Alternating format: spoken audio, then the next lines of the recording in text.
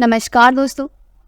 आज मैं आपको सुनाने जा रही हूँ, जब बहू ने अपनी बूढ़ी सास की लॉटरी के पैसे हड़प लिए तो सास ने कर दिया ऐसा काम कि बहू के होश ठिकाने आ गए। कमला, अरे ओ कमला, सुन, मोहित और मैं आज रात हम मूवी देखने सिनेमा जा रहे हैं। आने में थोड़ी देर हो जाएगी, इसलिए तुम हमारे आने से पहले खाना तैयार रखना, समझी? बहू रीना अपनी सास कमला जी को ऑर्डर देते हुए बोली। बहू की बात सुन कमला जी कहती हैं, बहू देख, सारी बात ठीक है, पर तुम मुझे मेरा नाम लेकर मत बुलाया कर। अरे सास भी तो माँ सम्मान होती है, तो मुझे माँ जी, मम्मी जी कुछ भी बोल दिया कर, पर नाम मत लिया कर। तेरा काम तो मैं सारा ही कर देती हूँ, बल्कि तेरे कहने से पहले ही कर देती हूँ, परंतु तू मुझे कुछ तो सम्मान दे बदले में। और माँ बाप को क्या चाहिए होता है? 2 वक्त की रोटी और थोड़ा सा सम्मान, बस। पर तुम आजकल के बच्चों में तो संस्कारों की कितनी कमी है कि पति हो या बड़ी ननद हो या बूढ़े सास ससुर, सबको ही नाम लेकर संबोधित करती है। अरे भाई कमला, तू ही कहती है कि बुढ़ापे में आकर इंसान बच्चों जैसा हो जाता है, तो मैं तो तुझे बच्चों की तरह नाम लेकर ही बुलाऊंगी ना। और वैसे भी बूढ़े लोग उस पुराने इंजन के समान होते हैं जो रद्दी के भाव बिकता है। अब जाने से पहले ही मेरा मूड खराब ना कर। रीना अपमानजनक बातें बोलकर वापस सजनी संवरने अपने कमरे में चली जाती है और इधर कमला जी बहू की बात से सन्न रह जाती हैं। कमला जी के पति रामेश्वर जी के देहांत को 5 वर्ष हो चुकी थी। रामेश्वर जी को अस्थमा की प्रॉब्लम थी। उनको धूल मिट्टी से भी काफ़ी एलर्जी थी। बस अस्थमा की बीमारी के चलते अचानक ही एक दिन उनकी सांस की लड़ी टूट गई और इसी के साथ कमला जी के जीने की उम्मीद भी टूट चुकी थी। परंतु उन्होंने खुद को किसी तरह जीवन की कठिन परिस्थितियों के लिए फिर से तैयार किया और वापस जिंदगी की तरफ लौट आई, क्योंकि उनके कंधों पर अभी एक बड़ी जिम्मेदारी बाकी थी। अपनी बेटी प्रिया की कमला जी और रामेश्वर जी की 2 संतान थी, बड़ा बेटा मोहित और छोटी बेटी प्रिया। बेटे की दोनों फिर भी इतनी चिंता ना थी, क्योंकि रामेश्वर जी के देहांत के बाद उनकी दूर विभाग संचार की नौकरी अब मोहित को मिल गई थी। उन्हें चिंता थी तो बस अपनी बेटी प्रिया की, क्योंकि दुर्भाग्यवश बचपन से ही प्रिया गूंगी थी, वह बोल नहीं सकती थी। लेकिन कहते हैं ना कि भगवान जब अपने बच्चे को कोई अवगुण देता है तो उसके बदले में हजारों लाखों गुण भी साथ में देता है। वैसे ही प्रिया के साथ भी था। वैसे भगवान ने उसे गूंगी बनाया हो, परंतु इस एक कमी को प्रिया के हजारों गुणों ने ढक दिया था। उसके स्वभाव में इतने गुण थे कि मिनट के 100वें हिस्से में कोई भी प्रिया से आकर्षित हो जाता था। भगवान ने उसके रूप और गुण दोनों में ही कोई कमी ना की थी। प्रिया इतनी रूपवती थी कि चांद को चांदनी भी उसके सामने फीकी पड़ जाती। बड़ी बड़ी झील सी आंखें, गोरा रंग, गुलाबी पंखुड़ी जैसे होठ, लंबे घने काले बाल, जो भी उसे देखता देखता ही रह जाता। प्रिया समझदार होने के साथ साथ हर काम में माहिर थी। खाना बनाती तो ऐसा कि लोग उंगलियां चाटते रह जाती। सफाई करती तो ऐसी कि घर का कोना कोना शीशे की तरह चमका देती। सिलाई कढ़ाई करती तो ऐसे ऐसे डिजाइन बनाती कि देखने वाले की आंखें फटी की फटी रह जाती। प्रिया के रूप और गुण की प्रशंसा तो हर कोई करता, परंतु जब लड़के वाले विवाह के लिए देखने आते तो चुप्पी साध लेते थे। यही वजह थी कि कमला जी को दिन रात प्रिया की चिंता सताती थी। मोहित शादी के बाद माँ और गूंगी बहन को ऐसे पराया कर दिया जैसे उसने कमला जी की कोख से जन्म ही ना लिया हो, और जैसे प्रिया उसकी सगी नहीं, सौतेली बेटी हो। बेटे और बहू का ऐसा रूप देखने के बाद तो कमला जी की प्रिया के लिए चिंता और भी अधिक बढ़ गई थी। प्रिया के साथ घर का आधा काम निपटाने के बाद कमला जी लोगों के घरों में चारपाई बुनने जाया करती थी। एक चारपाई के वे 800 रुपये लेती थी और चारपाई में उन्हें 2-3 दिन लगते। चारपाई बनकर जो पैसे आते उससे मैं अपना और प्रिया का थोड़ा बहुत खर्च उठा लिया करती, और जो पैसे बच जाते उन्हें वह घर के कामों में ही खर्च कर देती थी। कभी किचन में देखती कि आलू टमाटर खत्म हो गए हैं तो अपने ही पैसों से खरीद कर लाकर टोकरी में भरकर रख देती, तो कभी अपनी 7 वर्षीय पोते पिंटू के लिए कुछ खाने पीने का सामान या फल खरीद लाती थी। रीना के अत्याचार की भी हद थी। एक तो वह कामचोर, घर का सारा काम भोली भाली प्रिया और सास से करवाती। ऊपर से जब सास को बाजार जाते देखती तो अपना भी कोई न कोई सामान उन्हीं के पैसों से लाने को बोल देते। अब कमला जी ठहरी सीधी सादी बुजुर्ग महिला, भला उनमें रीना जैसी चालाकी कहाँ। शाम का समय था। कमला जी बिल्कुल अभी अभी मीरा जी के यहाँ से चारपाई बुनकर घर आई ही थी। तभी रीना अपने कमरे से आई और सास के हाथ में 500 रुपए का नोट देखकर तुरंत ऑर्डर लगाते हुए सास से बोली, अरे कमला, किचन में आलू और हरी मिर्च खत्म हो गई है, जा लेकर आ। कमला जी, अरे बहू अभी आई हूँ, जरा पानी तो पीने दे, घड़ी तो सास ले दे, अभी लाती हूँ जाकर। सास की बात सुन रीना बोली, तो मैंने कौन सा तेरे गले पर हाथ रखा हुआ है, ले रे सास, पी ले पानी। फिर बोली, और ये प्रिया कहाँ है, 4 बज गए हैं, आज इसने अभी तक चाय क्यों नहीं बनाई है। प्रिया, अरे ओ प्रिया, कहाँ है तू। भाभी की आवाज सुन प्रिया अंदर से भागी हुई आई और भाभी का मुंह देखने लगी। तो रीना बोली, मेरे सिर दर्द से फटा जा रहा है, चाह जल्दी जाकर बढ़िया अदरक और इलायची वाली चाय बनाकर ला मेरे लिए। भाभी की बात सुन प्रिया इशारों से बताती है कि वह भी चाय का भगोना गैस पर चढ़ाकर आई है। इधर कमला जी आलू और हरी मिर्च लाने के लिए मार्केट निकल गई। सामान लेकर वापस आ ही रही थी कि रास्ते में उन्हें उनकी पड़ोसन मीरा जी मिल गई और दोनों पड़ोसन वहीं घर के पास वाले पार्क में बैठकर अपने दिल मन की सुख दुख बातें करने लगी।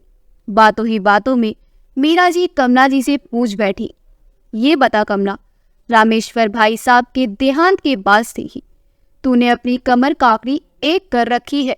अपनी बूढ़ी हड्डियों को रगड़कर इतनी मेहनत करके तू घर घर जाकर चारपाई बुनती है।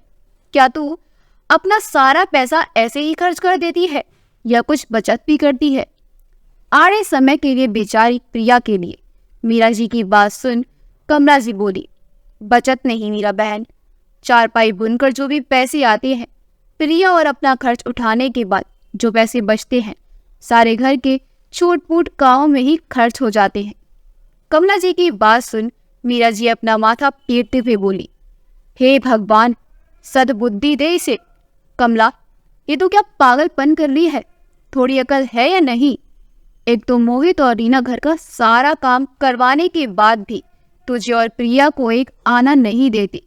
ऊपर से तू अपने खून पसीने की कमाई भी उन्हीं पर खर्च कर देती है। अरे जितना काम वो तुझसे और बेचारी प्रिया से करवाते हैं उतना तो किसी के घर में करेगी तो आज के समय में 10,000 से कम ना मिलेगा। वो डायन बेचारी प्रिया पर भी दया नहीं खाती।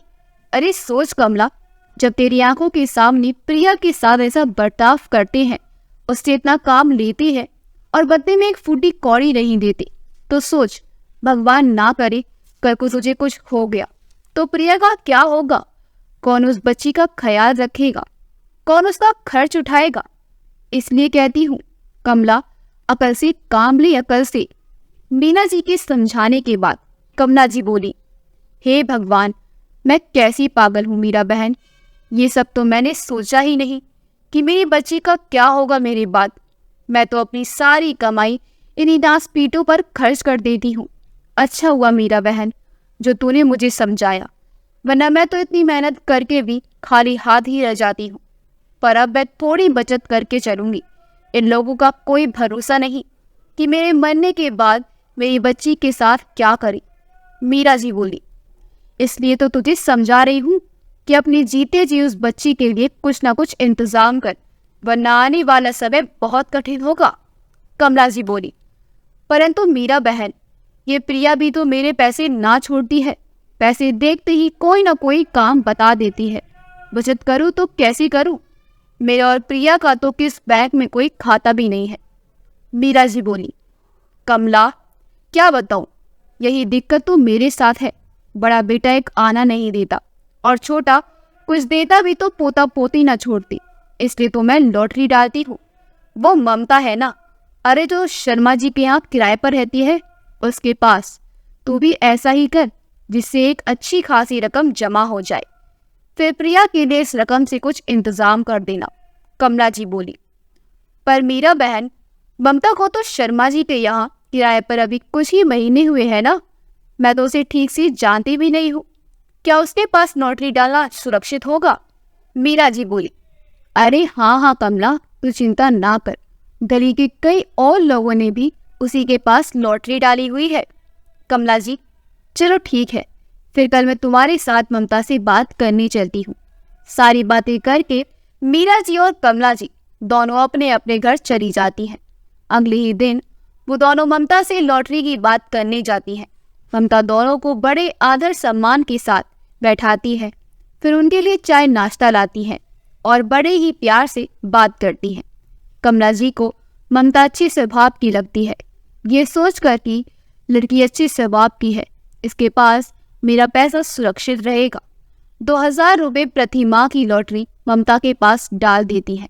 अब कमला जी बिना रीना को भनक लगे हर माह 2000 रुपये ममता के यहाँ लॉटरी में दे देती। एक दिन में रीना कुछ खरीदारी करने के लिए मार्केट गई तो उसे वहाँ संयोगवश ममता मिल गई और वो दोनों बातें करने लगी। रीना बोली, अच्छा हो ममता, तू मुझे मिल गई, मैं तो तेरे पास आने की सोच ही रही थी। रीना की बात सुन ममता बोली, क्या हुआ रीना, सब कुशल मंगल तो है ना? रीना, अरे हाँ सब ठीक है, बस मुझे तुझसे ये कहना था कि यार अगली लॉटरी की पर्ची में मेरा ही नाम निकाल लेना, कैसे भी करके पैसों की बड़ी ही जरूरत है मुझे। वो क्या है ना, अगले महीने मेरे भाई की शादी है तो कुछ पैसे मुझे मम्मी को देने हैं और कुछ अपने लिए शॉपिंग करनी है, फिर होने वाली भाभी के लिए भी तो कुछ अच्छा सा महंगा सा गिफ्ट खरीदना पड़ेगा ना, आखिर मैं उसकी इकलौती ननद हूँ। ममता, अरे रीना तू चिंता मत कर, अगली लॉटरी में तुझे ही दूंगी। रीना, हाँ यार काफी खर्चा होने वाला है, अगले महीने मुझे काफी पैसे चाहिए होंगे, अगर तुझे ज्यादा पैसे चाहिए तो तू अपनी सास से ले लेना, उसने भी तो लॉटरी डाली हुई है मेरे पास। ममता ने रीना की बात पर कहा। ममता की बात सुन रीना की तो आंखें चौड़ी हो गई, वह आश्चर्यचकित होते हुए बोली, ममता क्या बात कर रही है तू, बुढ़िया ने भी लॉटरी डाली है तेरे पास? ममता बोली, हाँ और नहीं तो क्या, क्यों तुझे नहीं पता? रीना, नहीं पता। ममता की बात का उत्तर देते हुए बोली, नहीं यार मुझे नहीं पता, तभी मैं सोचूं बुढ़िया आजकल घर में पैसे क्यों नहीं खर्च करती। अब समझ आया सारा खेल, बुढ़िया तो सही खेल गई यार, चोरी चोरी लॉटरी डाली हुई है और यहाँ मुझे भनक तक ना लग दी थी। फिर वह बोली, तू देख ममता, ऐसा मदद चकाऊंगी बुढ़िया याद रखेगी। रीना का दिमाग खुराफाती विचारों से तो भर ही रहता था, तभी एक और खुराफाती बल्कि नीच आइडिया उसके दिमाग में आया और वह ममता से बोली, देख ममता मेरी बात ध्यान से सुन, क्यों ना ऐसा करे कि जितने लोगों की लॉटरी तेरे पास है तो सबके पैसे लेकर उड़न छू हो जाए और मेरे सास के हिस्से के पैसे मुझे दे दे। बोल क्या कहती है?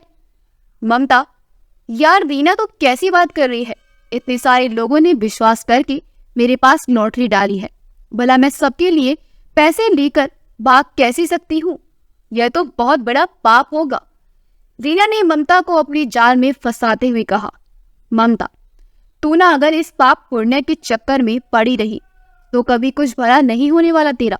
अरे सोच यार, ऐसे कब तक किराए के मकान में इधर उधर धक्का खाती रहेगी? तुझे अपना खुद का घर लेना है कि नहीं? तेरी बच्ची भी अब बड़ी होने लगी है, कल को भगवान न चाहे तुझे उसके रिश्ते भी आएंगे। बोल ममता। हाँ यार मुझे अपना खुद का घर तो लेना है, पर रीना परवर कुछ मत सोच, अरे अपना काम बनता भाड़ में जाए जनता। ममता पर कुछ ओछ नीच हो गई तो मैं पकड़ी गई, तू रीना तू बस डील पक्की कर, ममता बाकी सब मुझ पर छोड़ दे, तेरे यहाँ से भागने का सारा इंतजाम करना मेरा काम है और दूसरे शहर में भी कुछ दिनों के लिए मैं तेरे रहने खाने का इंतजाम भी करवा दूंगी। तू तो जानती है कि मेरे भाई की कितनी ऊपर तक पहुंच है। मैं उसे बोल कर सब इंतजाम करवा दूंगी। पैसों का लालच तो उसे अच्छे इंसान को कुरकम करने पर मजबूर कर देता है, जैसे ममता को कर दिया। और उसने रीना के साथ डील पक्की कर ली। अगले ही दिन रात के अंधेरे में ममता कमला जी की लॉटरी के पैसे रीना को थमा दिए। बाकी सब लोगों के पैसे ले रफू चक्कर हो गई और जाकर पटना के किसी छोटे से कस्बे में पनाह लिया, जहां पर रीना ने 3-4 दिन के लिए उसके रहने खाने का बंदोबस्त करवा रखा था। अब सुबह होते ही ममता के पैसे लेकर भागने की खबर आग की तरह फैल चुकी थी। तभी रीना भागी भागी सास के पास आई और बोली, अरे कमला, पूरे मोहल्ले में शोर मचा है कि जो शर्मा जी के यहाँ जो किराएदार थी, क्या नाम था उसका? हाँ ममता, वो सबकी लॉटरी के पैसे लेकर भाग गई है। रीना तो कमला जी पर बम का गोला फोड़कर चलती बनी। जैसे ही कमला जी ने ये खबर सुनी तो उसके पैरों तले जमीन ही खिसक गई। उनका पूरा शरीर पसीने से तर हो गया। अचानक उनकी आंखों के आगे अंधेरा छाने लगा और वे चक्कर खाकर गिरने ही वाली थी कि प्रिया ने उन्हें संभाल लिया। प्रिया का भी रो रो कर बुरा हाल था। कमला जी अपने आंसू साफ करते हुए आनंद फानंद में ये खबर मीरा जी को देने के लिए उनके घर की तरफ दौड़ी। बहन मीरा, ओ बहन मीरा, कहाँ हो बहन? आंटी जी क्या बात है, आप इतना घबराई हुई क्यों है? माँ अभी छत पर गई है कपड़े सुखाने। मीरा जी के बेटे आकाश ने कमला जी से कहा तो कमला जी रोने लगी। आकाश जल्दी से उनके लिए पानी लेकर आया। आंटी जी आप पानी पिए। लो माँ भी आ गई। कमला जी ने पानी हाथ में लिया ही था कि मीरा जी भी ऊपर से आ गई। क्या बात है कमला, तू रो क्यों रही है? सब कुशल मंगल तो है ना? नहीं बहन, कुछ भी कुशल मंगल नहीं है। आपको नहीं पता क्या मोहल्ले में क्या हुआ है? नहीं, मुझे तो नहीं पता। मैं तो कपड़े धोकर सुखाने के लिए डालने गई थी। कमला से रोने लगती है और रोती रोती बोलती है, बहन वो लॉटरी लेकर भाग गई, मैं बर्बाद हो गई। अरे क्या क्या बात कह रही हो? ममता भाग गई, ऐसा कैसे हो सकता है? वो तो बड़ी ही दयालु औरत है। हद है।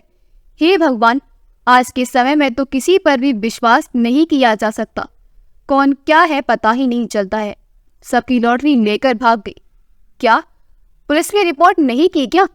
मीरा जी ने पूछा। कमला जी रोते हुए बोली, जा रही थी। मैंने पाई जमा कर लॉटरी डाली थी। मैं ही जानती हूँ मैंने किस तरह से वो एक एक पैसा अपनी बच्ची के लिए जोड़ा था। मैं क्या करूँगी, सबका पैसा लेकर भाग गई है। हे भगवान, पुलिस स्टेशन गए थे, वहाँ इस बात को सुनने को भी तैयार नहीं कोई। आंटी जी आप चुप हो जाए, आपकी तबीयत खराब हो जाएगी। ऐसे आकाश ने कमला जी को सांत्वना देते हुए कहा। हाँ कमला चुप हो जा, देख अपनी हालत देख क्या हो गई है।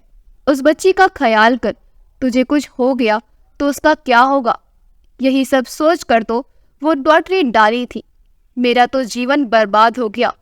भगवान सब ठीक कर देगा कमला, भगवान पर विश्वास रख। मीरा और आकाश के सांत्वना देने पर कमला जी थोड़ी देर में चुप हो गई। फिर आकाश बोल पड़ा, आंटी जी आपकी समस्या का हल है मेरे पास। कमला और मीरा जी ने उसे एक साथ देखा। हाँ मम्मी, हाँ आंटी जी, आपका पैसा आपको मिल सकता है, मैं आपकी मदद करूँगा। लेकिन बेटा तू क्या करेगा? इसमें मीरा जी ने अपने बेटे से कहा। तो आकाश बोला, मम्मी ऐसी समस्याओं का हल गुलाबी गैंग के पास है। गुलाबी गैंग? कमला और मीरा ने एक साथ बोला। हाँ आंटी जी, गुलाबी गैंग जो इन समस्याओं का हल करने के लिए बना है।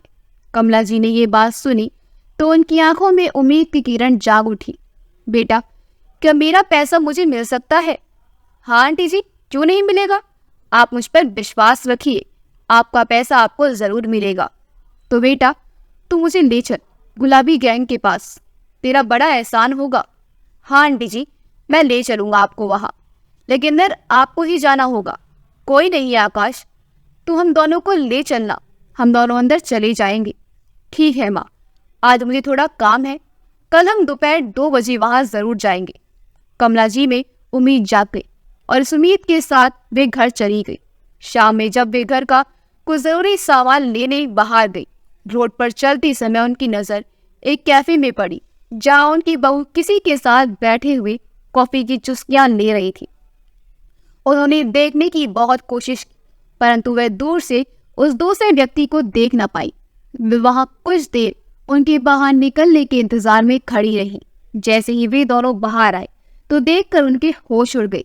उनके हाथ पांव कांप उठे। वे वही जाम हो गई। तभी एक गाड़ी फटाक से आई और वे औरत उस गाड़ी में बैठी हुई और फुर हो गई। वे औरत कोई और नहीं बल्कि ममता थी, वो भी मेरी बहू रीना के साथ। उनकी हालत उन्हें देख खराब हो गई। जरूर इन दोनों की मिली भगत है, वे सोचते हुए अपने घर आ गई। अब उन्हें रीना पर शक हो गया। जब वे घर आई उसके 1 घंटा बाद रीना घर आई।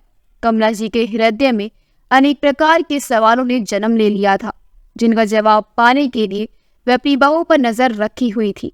उनका किसी भी काम में मन नहीं लगता था। प्रिया भी अपनी माँ की भावनाओं को समझ रही थी, किंतु दुर्भाग्य वस्तु वे बोलकर नहीं पूछ सकती थी। अपने इशारों से माँ से पूछा तो कमला जी ने उसे गले लगा लिया। तभी उन्होंने टीना को ऊपर जाते देखा तो कमला जी तुरंत उठी और पीछे पीछे धीमे धीमे कदमों से वे ऊपर गए। तो मीरा फोन पर कह रही थी, तुम बार बार फोन मत किया करो, मैं मौका देख खुद फोन कर लिया करूंगी। ये बताओ मेरे बाकी की रकम कब दे रही हो तुम? मुझे इससे कोई मतलब नहीं। मुझे मेरी सास की पैसों की आधी रकम पूरी चाहिए। एक तो मैं अपनी सास की रकम की आधी ही ले रही हूँ, नहीं तो मुझे पूरी लेनी चाहिए थी। आधी में से मुझे 1 भी रुपया कम नहीं चाहिए और सुबह 9 बजे तक ही मुझे पैसे चाहिए, नहीं तो भांडा फोड़ दूंगी, चाहे मुझे फिर जेल ही क्यों न जाना पड़े। इतना सुन कमला जी के दिल पर बिजलियां टूट पड़ी। उनके कदम लड़खड़ाने लगे। इससे पहले रीना नीचे आने के लिए पलटी, कमला जी वहां से गायब हो गई। प्रिया सो चुकी थी। कमला जी पूरी रात इसी दुख के साथ जूझती रही। उन्हें अपनी बहू पर विश्वास नहीं हो रहा था कि वो ऐसा भी कर सकती है। मैं ये सोचती थी कि रीना केवल जवान की कड़वी है, परंतु ये तो दिल मन से भी कड़वी निकली। इसने ऐसा पाप किया है, मैं इसे कभी माफ नहीं करूंगी, कभी भी नहीं। कमला जी सोच सोच कर रोए जा रही थी, फिर रोते रोते सो गई। रीना सुबह ही घर से निकल चुकी थी। उसे उसके हिस्से के पैसे मिल चुके थे। उसने चुपके से लाकर अपनी लॉकर में रख दिया। दोपहर का समय होते ही कमला जी मीरा जी के घर आ पहुंची, जहां आकाश और मीरा जी पहले से ही उनके इंतजार में बैठे थे। उनके आते ही तीनों तुरंत वहां से निकल चुके थे। शहर से थोड़ी दूर स्थित एक छोटा सा प्यारा सा गार्डन बना हुआ था, जिसमें 2 मंजिला घर था, जो गुलाबी गैंग का अड्डा था। तीनों वहां पहुंचे तो आकाश ने कहा, अब आप दोनों अंदर आइए, मैं यहीं रुकता हूँ। बेटा, जगह तो बहुत प्यारी है, इसे देखकर लगता तो नहीं कि ये कोई गैंग का अड्डा है, मीरा जी ने अपने बेटे से कहा। तो कमला जी बोली, बेटा कोई खतरा तो नहीं है ना? नहीं आंटी जी, आप आराम से अंदर जाइए, कोई दिक्कत नहीं। वह उन दोनों को अंदर भेज देता है। जैसे ही डरती डरती दोनों अंदर जाती है, उनकी आंखें फटी की फटी रह जाती है। वे दोनों आंखों से इधर उधर देखने लगती हैं। वहां तो बस महिलाएं थी, 25 से 50 साल तक की महिलाएं, जो कि सब सास बहुएं थी और सब पिंक साड़ी पहने थी।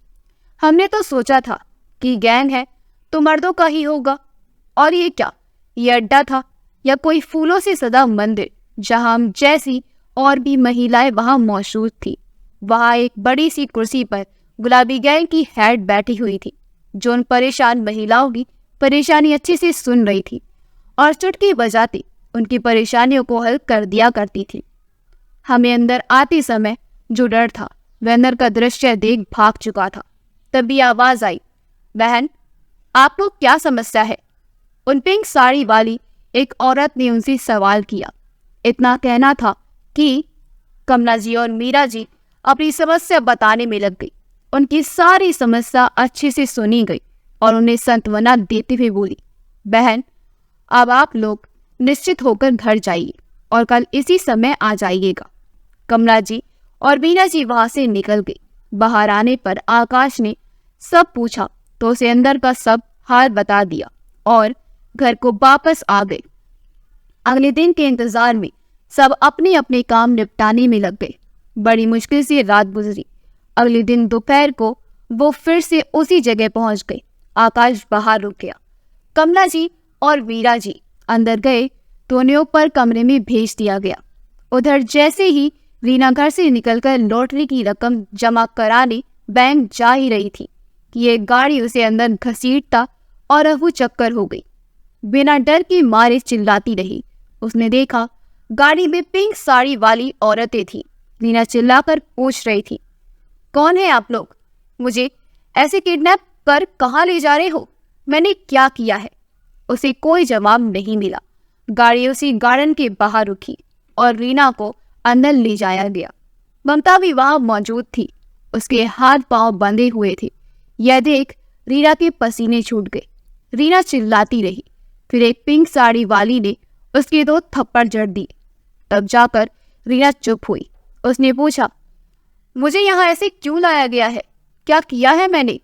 फिर गैंग की हेड उठी और उसकी कनपटी पर पिस्तौल रखकर बोली, क्या किया है तूने? क्या तुझे नहीं पता?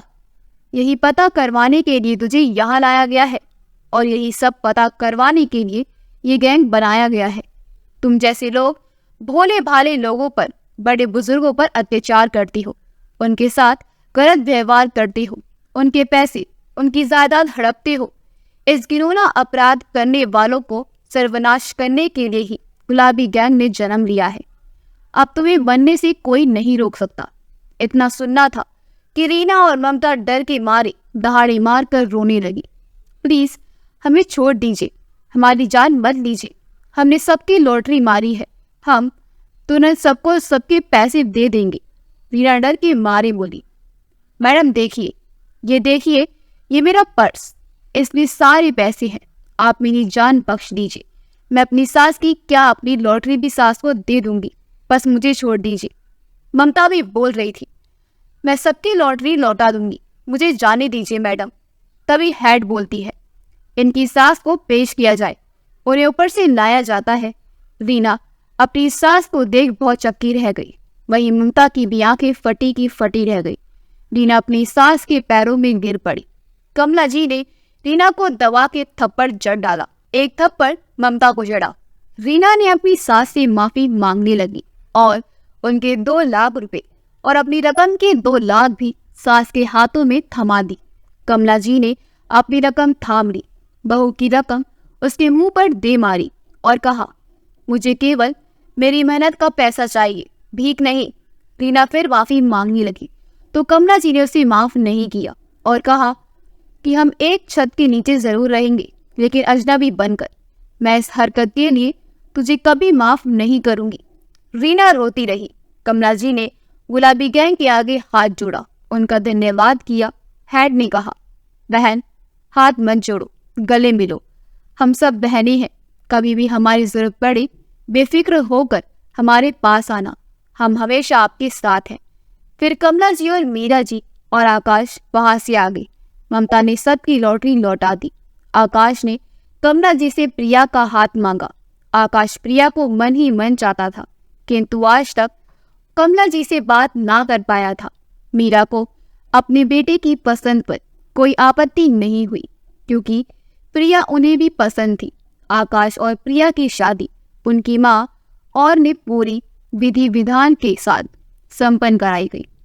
कमला जी ने प्रिया के नाम ही 2 लाख की लॉटरी प्रिया के नाम पर कर दी। प्रिया को आकाश की पत्नी और मीरा जी की बहू के रूप में देख अब कमला जी की भी सबसे बड़ी चिंता खत्म हो गई थी। अब वह चैन की नींद सोती और भगवान का लाख लाख शुक्र अदा करती।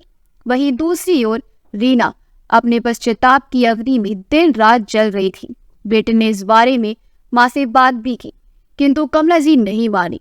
रीना अपनी सास को मनाने के लिए कई जतन करती, किंतु सब बेकार। कमला जी अपने पोते को पहले की तरह ही प्यार करती, लेकिन पूरे 2 साल बाद कमला जी ने रीना के लिए अपनी चुप्पी तोड़ी और बोली, बहू मैंने ये 2 साल की चुप्पी जानबूझकर सादिता की। तुम्हें कुछ गलती करने से पहले ये 2 साल की चुप्पी का अरसा याद आए।